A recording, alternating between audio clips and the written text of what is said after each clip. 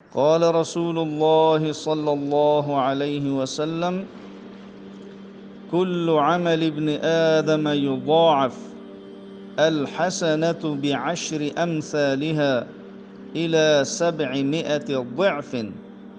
क़ाल अल्लाहु तआला इल्ला अस्सौम फ़इन्नहु ली व अना अज्ज़ी बिह। मुत्तफ़क़ुन अलैह।